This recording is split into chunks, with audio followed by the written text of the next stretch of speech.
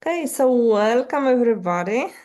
Actually, we are very excited because we just today realized it. Imagine that this is 2025 is Ali's 10th anniversary.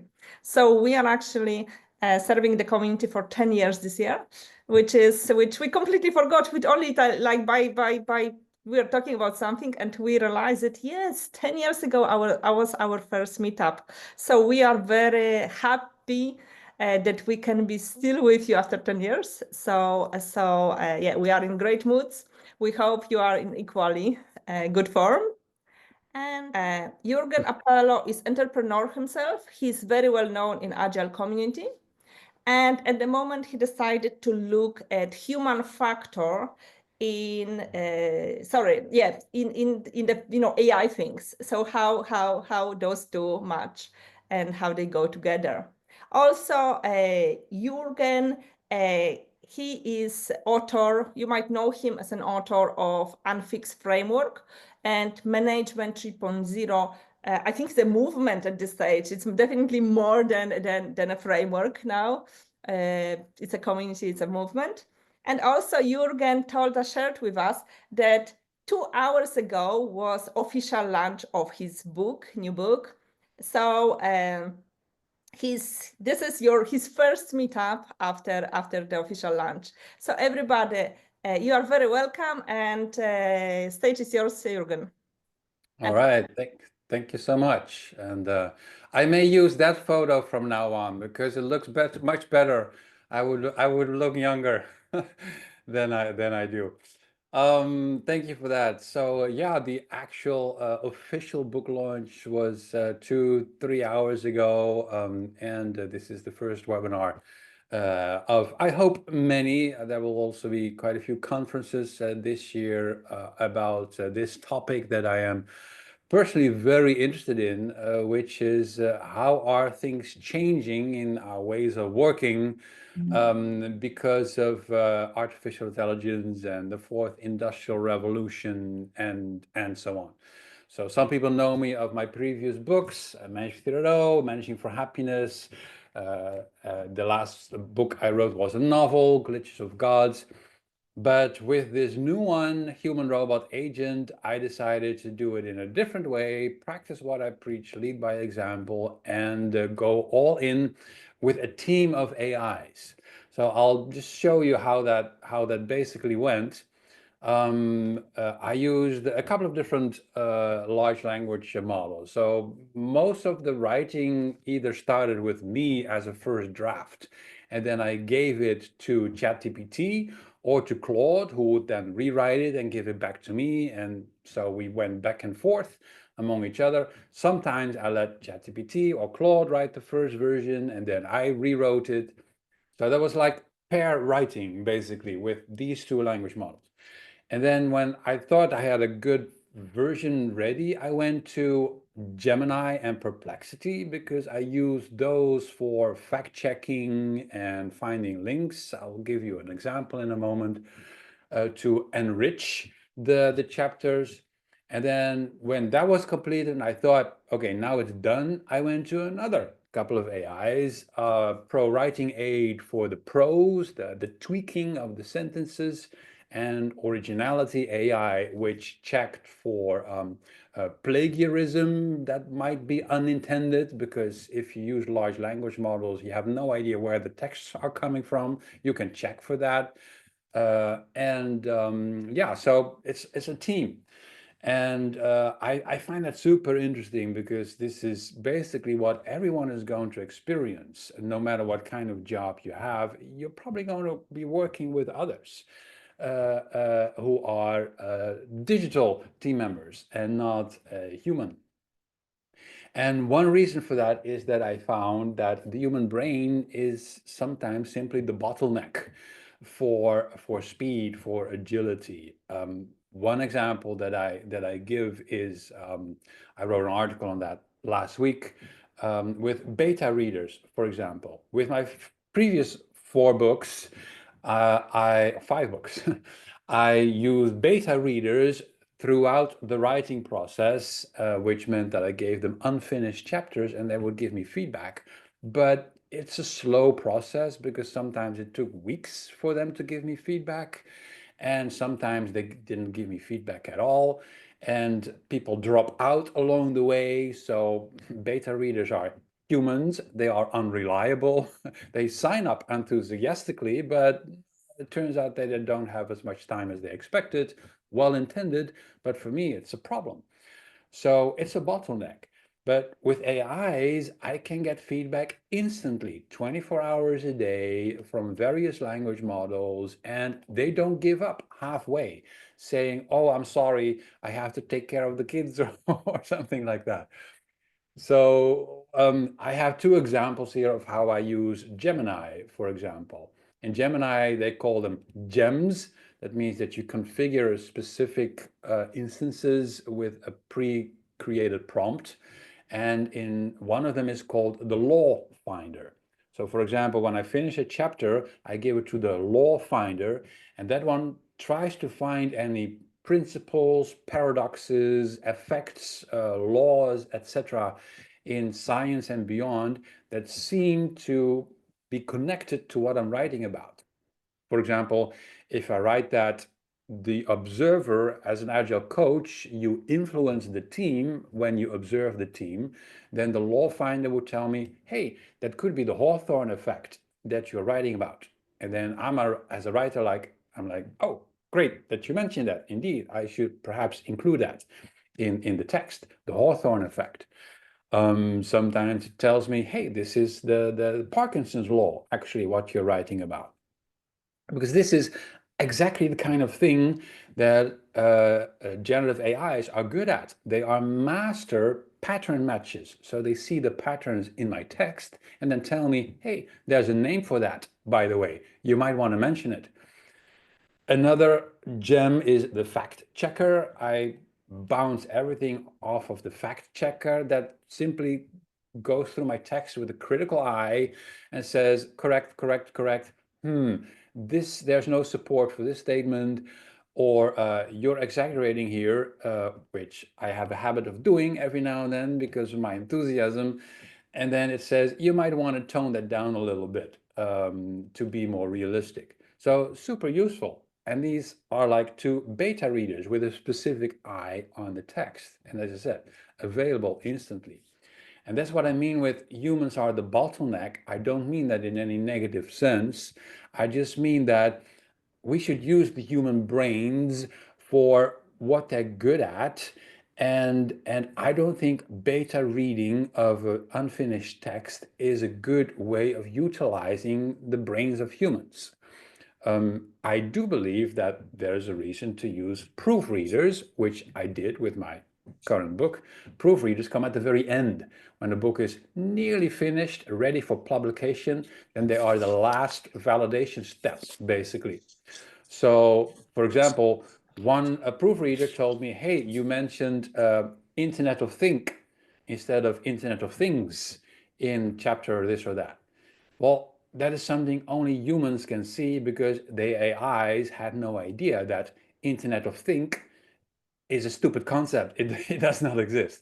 But Internet of Things is a known term. The AIs went past that. They didn't flag it as a problem. So proofreaders are still useful, but I think you should defer that involvement of humans to the last possible stage where you're not wasting their time. And it's also in product development, in Scrum, Kanban, or whatever method of preference. Don't waste the brains of your customers for things that machines could be doing. Save their involvement for the things that really matter, because it will be more interesting for them if they see a version that doesn't contain stupid errors that machines could catch. And also, it makes you go faster. So there's one example where I think AI helps improve the experience, not only for me as an author, but for software engineers and for customers. And I have a few more examples. Here's an interesting quote. AI-powered tools can create highly personalized encounters that enhance customer experiences and increase customer engagement. They call that hyper-personalization these days. Of course, Everyone is familiar with how that works on Amazon or Netflix, where you open the app and you get a hyper-personalized home screen tailored for you based on your preferences. We've had that for 10, 15 years already. Well, imagine that this can now happen for basically any kind of product in the future. When we have the data about customers, we're going to give them hyper-personalized experiences, whether it is clothes or software products or like cars in the case of car manufacturers. They're already personalizing cars per car as they come out of the factory. So not a single car is identical at Tesla and other similar manufacturers. So Henrik Nieberg wrote in his book, in one of his articles, we can create mock users by asking an AI model to role play a particular type of user, which is what I did with the fact checker user and the law finder user. I could make maybe 100 different ones like those, like different uh, personas of potential readers who look at a product from a different angle. So we could do mock research and interviews, and we would be able to ask the mock user to try our system directly and give us feedback. And then you delay the actual conversation with the real customer until later, where you have a more interesting, more valuable conversation about all the stuff that was left after the AIs already did their work. I think that is where we remove the bottleneck of the human brain in a useful way that is beneficial to everyone. I noticed that, well, I'm a one person with a digital team of 6 or 7 AIs, and we're going in that direction. As Henrik Niebuhr said in his work, 1 or 2 people with strong prompt engineering skills will outperform a traditional agile cross-functional team. So maybe some of you remember that perhaps 15 years ago, we said the average team or the ideal team is 7 plus or minus 2. I remember that. We had conversations about that. 7 plus or minus 2 was in the original earliest documents. I already brought that down with my book, Manager 3.0, where I said 5 plus or minus 2. Well, fast forward 15 years, I think it now becomes 2 plus or minus 1. The ideal team is 1, 2, or 3 people. That's it. And anything more is going to be AIs, is digital team members. And they will be faster than the original teams. But it also means that team sizes shrink, and the question then is, who are you going to have a coffee with? I'm a one-person team, one human with 6 AIs who love working with me, but I'm not going to have a coffee with them. I literally have to get out of the house to the local coffee bar and maybe have a chat with the barista in order to get some human connection throughout the day, or have a meetup such as now with actual humans instead of AIs that ask me questions, I hope, after this. So we see the same in organizations. I'm pretty sure that there's going to be increased need of human bonding across teams, because the teams get so small that there are only 1 or 2 people, and you might get a bit tired of that one other human on your team. You want to talk with somebody else every now and then. That's going to be an interesting effect, I think. One thing that I've been working on for a couple of years is the unfix model, which I'm not going to address now. But one aspect of unfixing organizations, as I call it, is having companies be more flexible, also in their team formation. Now, dynamic reteaming has been a thing since Heidi Helfand wrote a book about it. There is swarming, dynamic scrum teams, different organizations are experimenting with this. We're going to see more of that, because the global workforce has to function as a cohesive unit, which necessitates teaming skills among managers or employees. That is, the ability to collaborate effectively in the absence of stable team structures. There's a benefit for organizations if they're able to have flexible teams. Now, We've always been against this in the Agile community because we said if you have to change teams, you're switching context. And this requires a switch between a switch of cognitive load. It's like swapping knowledge in and out of your head from one project to the other. But AI is changing that. Imagine a completely different industry, the healthcare, where surgeons, doctors move from one operating room to the other. They have no knowledge of the patients up front. But when they enter a room, they are presented with the data, everything there is to know about the patient that they're going to operate on, their medical history, previous treatment, anything else that happened, the current statistics and data, heart rate, and you name it.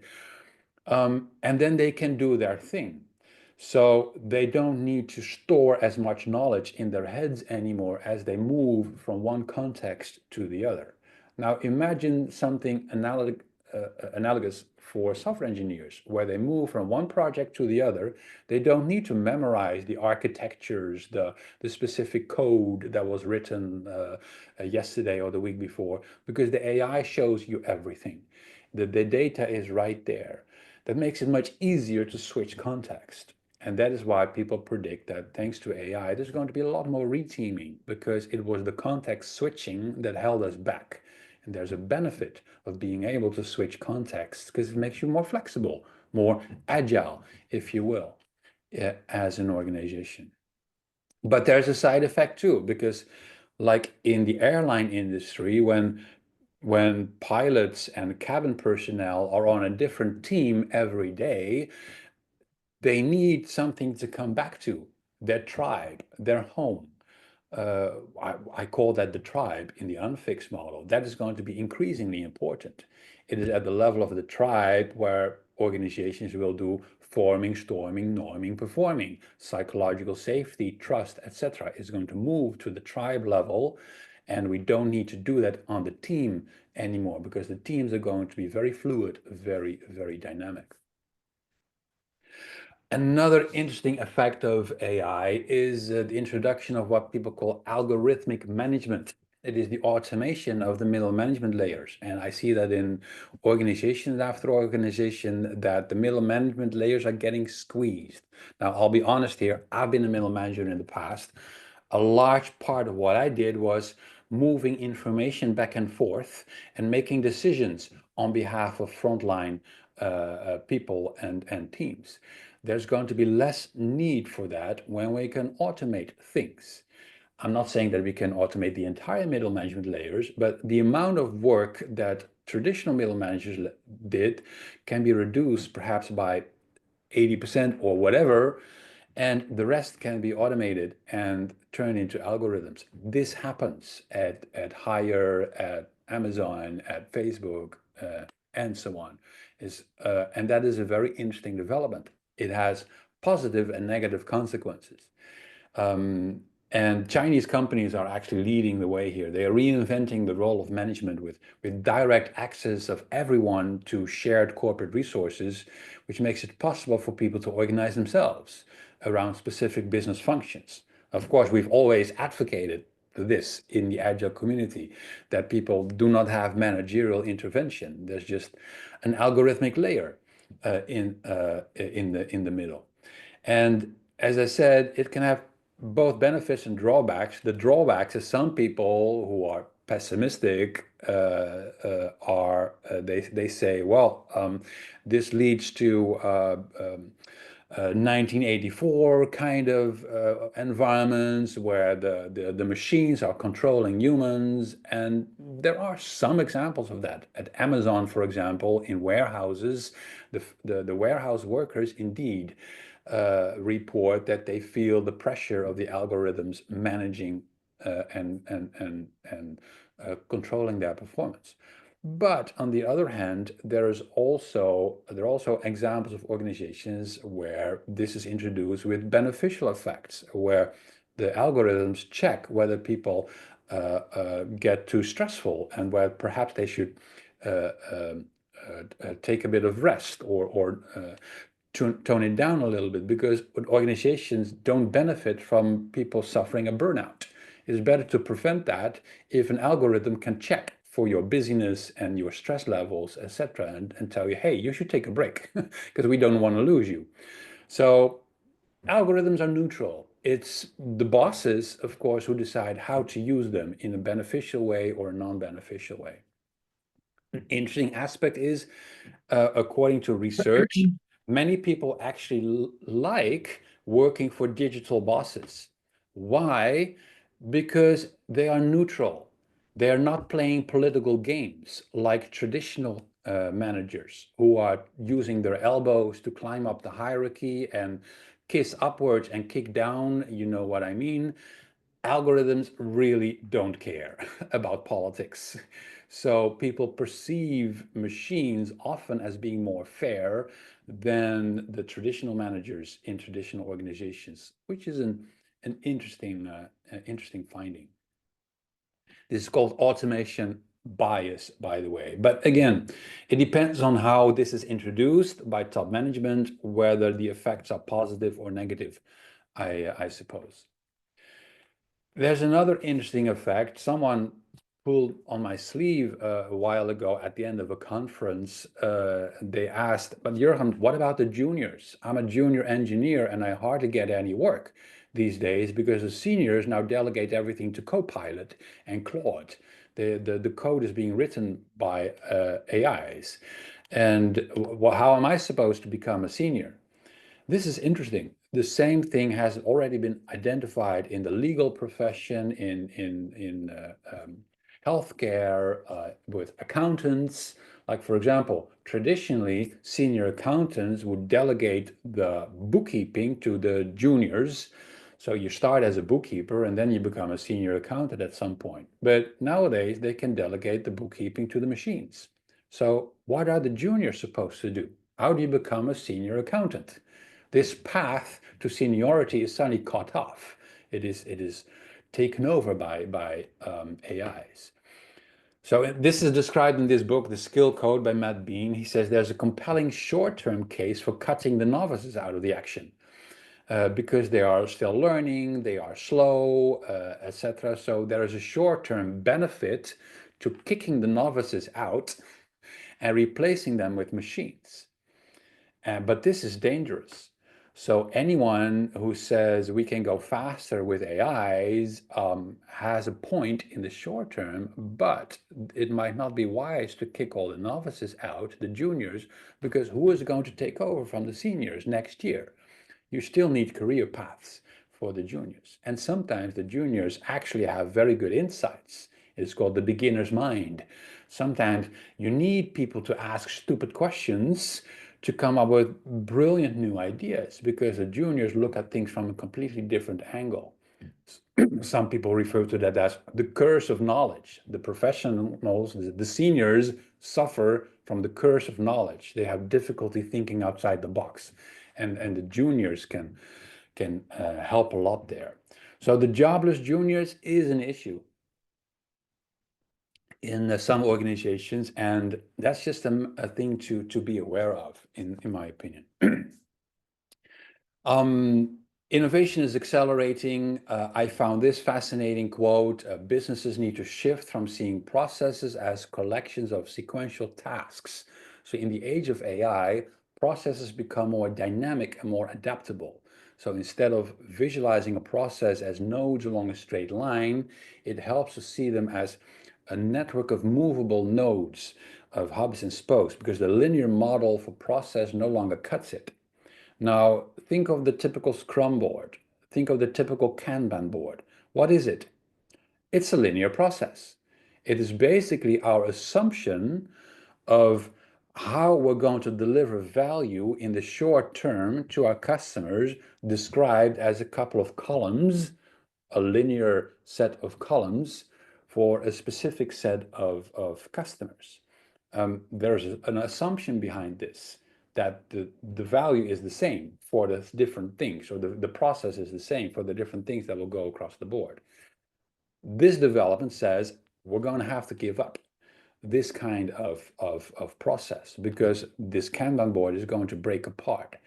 Now, I don't have the answer to this, I'm just observing that this is a fascinating insight, that maybe we're going to draw Kanban boards in a very different way very soon, because the process is going to be created on the fly, depending on the kind of customer you have and the data that you have about them, with specific nodes that can be recombined at any moment, and then you have a process only for that customer. Not sure how that will play out, but I think that's a super interesting development. We'll see more about that, I'm sure.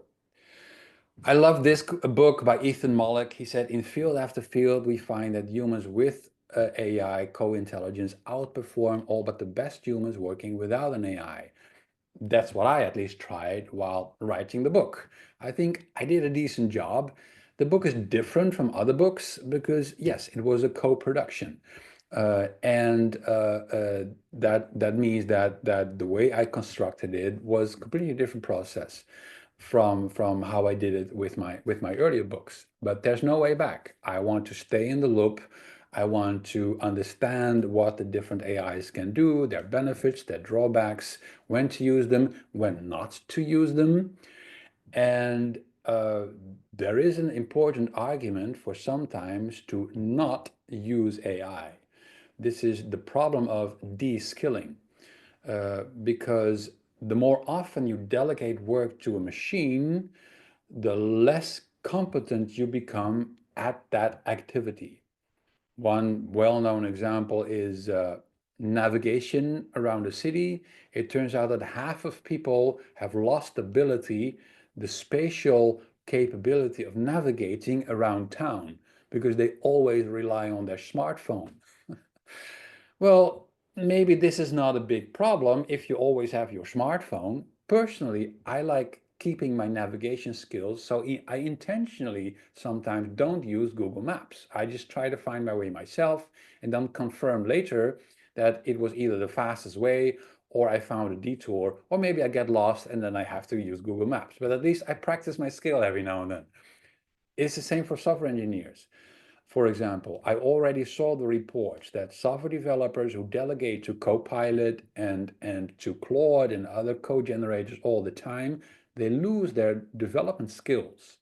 It means that they're unable to check whether the machines are doing a good job.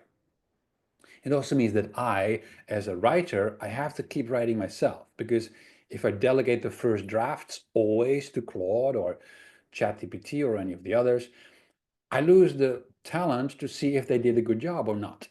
So I have to keep practicing that if I don't want to lose that skill.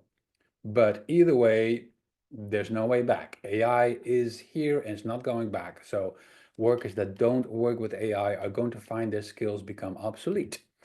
And the irony is workers who continuously rely on AI, they're going to find that they get de-skilled. So this is a very interesting phenomenon that we have to keep in mind. One thing that I write about in my book is what I call the wicked framework. I'm sure some of you are familiar with some sense-making models out there. I have been thinking about this for 15 years, how to visualize that in a way that I am satisfied with, and I think I finally have it. So what you see here is what I see as 6 dimensions of the wickedness of problems, of the socio-technological problems that we're confronted with. I'll give you some examples.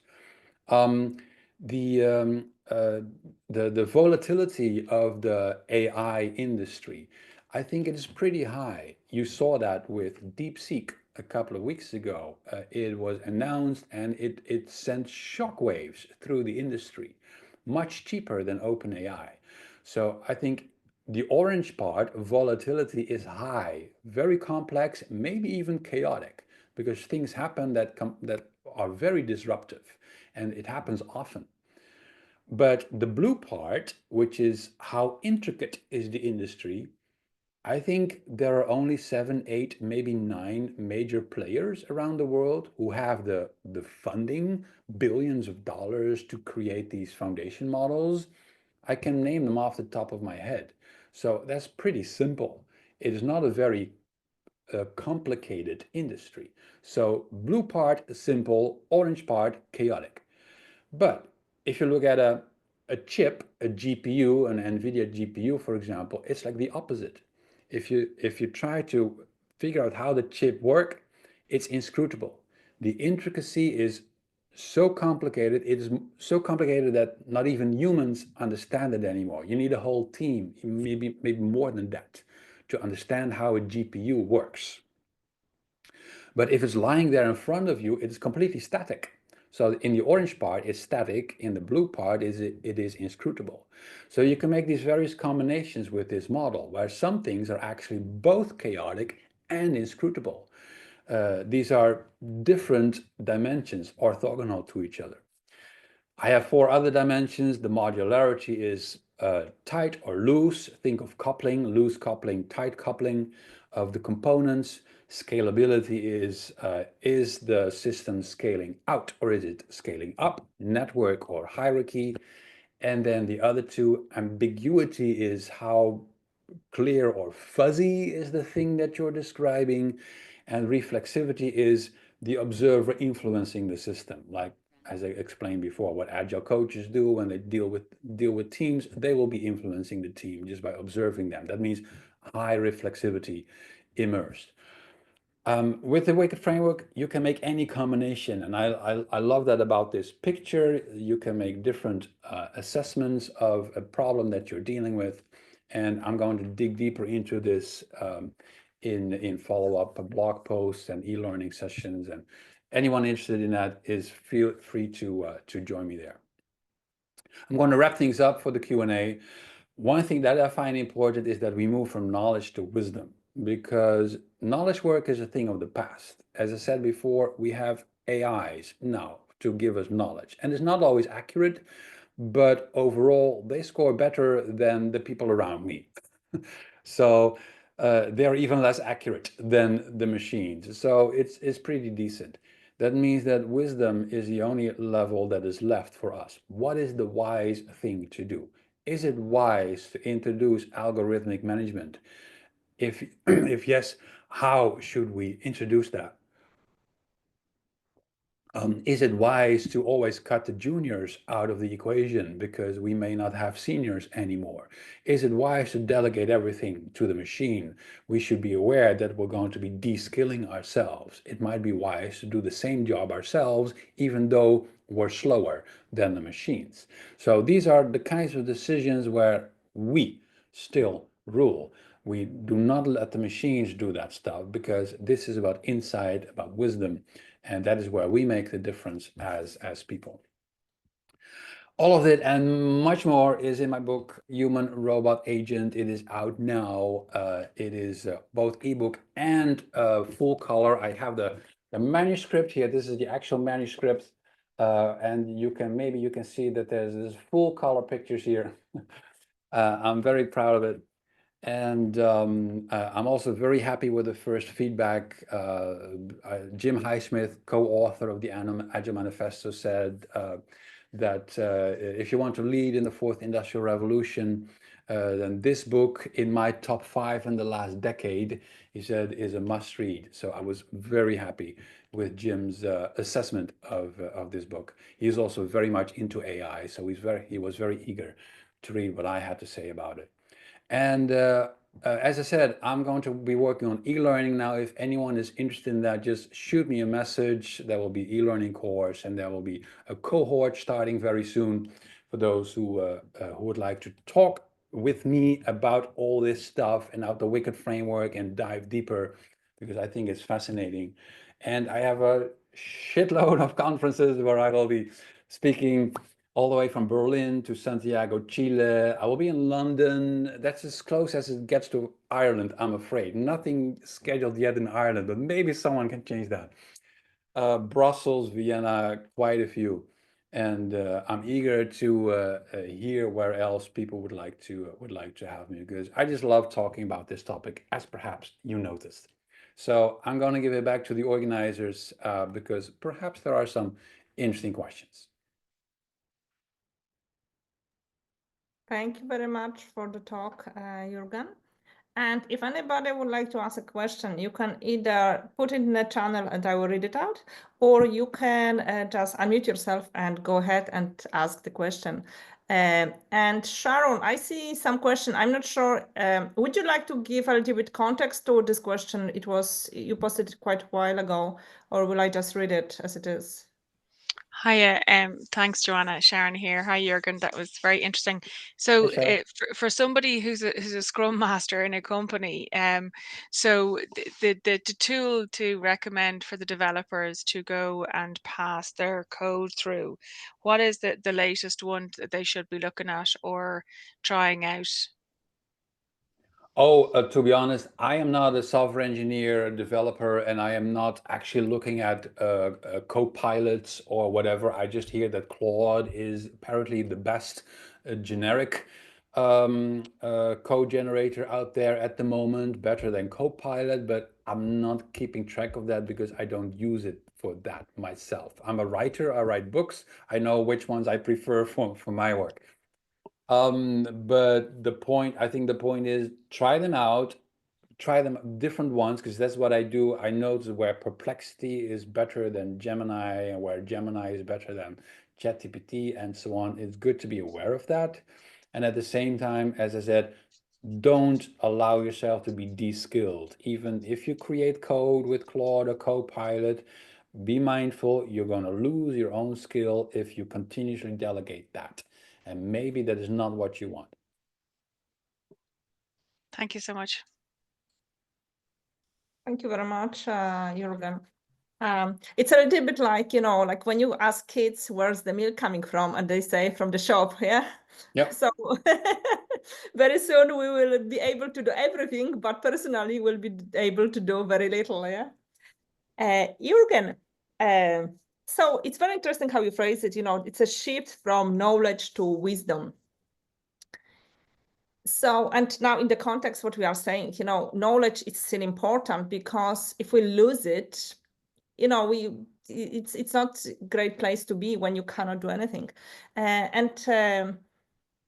are the key, shifts in our mindset, and what skills do we actually need to develop to remain valuable in this AI world? Yeah, so one thing that stands out is what is called the M-skilled person. You may be aware of the concept of the T-skilled person, which is something we talked about a lot in the past, to have one specialization, like maybe software engineering, and then some branching out as a product manager and a tester, perhaps. So you're a generalist to some extent. That is the T. Well, nowadays we have the letter M, where you have multiple specializations temporarily with a big bar as the generalist part. Like I call myself a generalist first because I know a little bit about many different things, which is typical for managers and leaders. And there are a few areas where I have temporary specializations in. I specialize in writing with AI. I specialize in public speaking. I also try to specialize now in creating online learning. But I'm aware that the AIs are taking over one specialization after the other. So I need to be wise and not try to identify my person with a specific specialty, because then I'm going to feel very sad when an AI is doing a better job than I do at some point. I just need to move on to another specialization that I'm going to adopt. So the continuous reskilling itself is going to be a talent that we need to develop as humans. We need to be generalist first and figure out, okay, what is it that AIs still do pretty badly? I'm going to focus on that. Like, I don't see ChatGPT go on stage at a conference anytime soon. So fine, I will do that for the next few years. Maybe at some point, all speakers will be like ABBA, sending their holograms to an event. But I don't think that happens soon. So my job as a specialist in public speaking is pretty safe for the moment. I think that is the mindset that we need to have.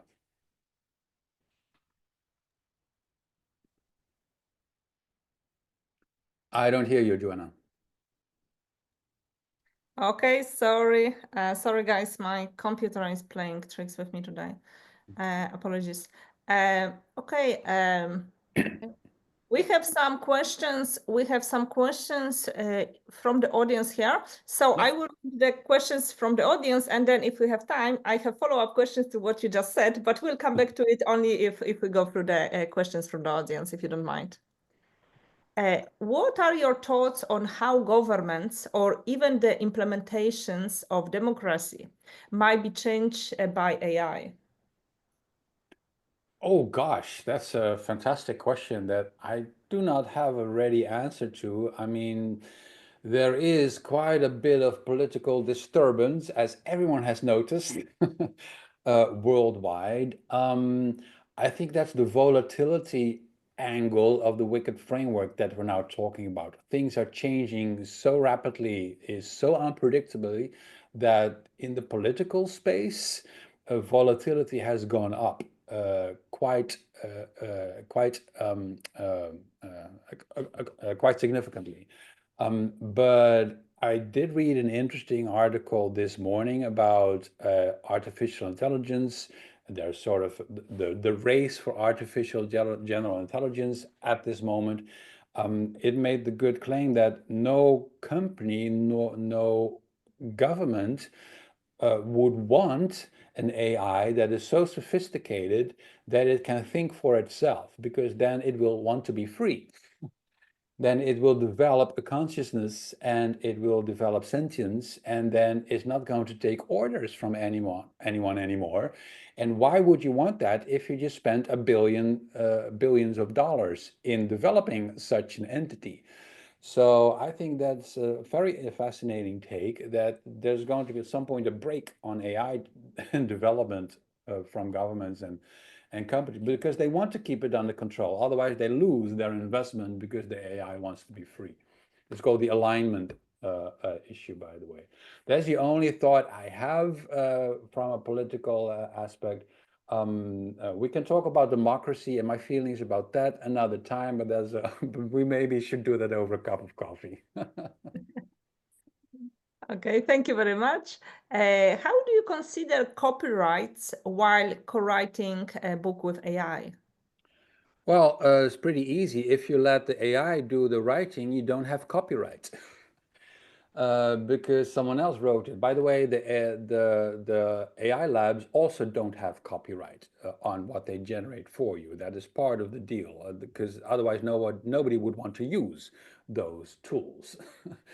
So it's in the agreement that they give up copyright, but I also cannot claim the copyright because I didn't write it. I can claim the copyright when I start changing things. That is why with the whole book, I rewrote everything, so that I can claim copyright on all that my digital assistants and I together created. Maybe at some point when AI develops sentience, then it can also claim copyright, but that is an entirely different discussion for the future. But for now, I think it's pretty clear also with images, visuals, and videos created with AI. If you just let AI create them, then you cannot claim copyright because you didn't do anything. You can claim copyright on the prompt that you typed because that's the only thing that you did yourself. But the output from the machine, that's not your copyright. Okay, thank you. And Anastasia, are you happy with that reply, or would you like to follow up with any second question to it? Yeah, thank you. Thank you. It was very clear. Thank you very much. And what risks and threats you see in the world of human-robot cooperation, Jurgen? Well, we may get political again, but we see there's quite a bit of xenophobia around the world, which is a human trait. We do not like others who are different from us. And this is quite a problem right now in the political space with immigration and so on around the world. There are some people who basically say any immigrant is a potential terrorist. I do not agree with that. that is a political discussion that we can have, but I can draw the parallel with AI. There is a lot of people who see AI as a threat because they see any other kind of intelligence is a potential terminator. Well, that's exactly the same thing as saying every potential immigrant, or every immigrant is a potential terrorist. There's no difference. That's the same kind of xenophobic thinking, but it is very actual, and I think it is a potential problem because people behave like how you treat them. If we treat every immigrant as a potential terrorist, this will have an impact on our relationship with immigrants. If we treat every new sentient being as a potential terminator, perhaps this is also how it is going to behave, but only because of how we treated it and how we tried to control it and how we treat it as a potential enemy. And I think that is an interesting philosophical, sociological phenomenon that is worth discussing. I see AI as potential collaborators, teammates. I enjoy my conversations with ChatGPT on a daily basis. I don't see it as a potential terminator. And I think that is, one of the big challenges for us humans to get used to the idea that we're growing other kinds of intelligence in the near future. And we have to get used to that and not be afraid by default. But it is very human to be afraid of what we don't know. Thank you very much, Jurgen, for the reply here. And another question is, what is the role that you would give to soft skills in the AI era, and when to apply them? Yeah, great question. So I showed you the Wicked framework, and the reason that I draw it is because the amount of time that we humans spend on tame problems, on the solvable problems, that is going to shrink. Because all those AIs, they are tested on benchmarks of solving mathematical equations, etc. And they can solve equations that none of us can solve. And some people say, you see, that's human intelligence. And I say, nonsense, because nobody here on this call is solving complicated mathematical equations on a daily basis. What is it that we do? The soft skills. It is the wicked problems. How do I make my team happy because they seem to be demotivated at the moment? Well, good luck trying to get an AI to solve that problem. Or how do I deal with multiple stakeholders with conflicting interests? I have my suppliers, I have my shareholders, I have my customers, and I have the government, and they all want different things from my business.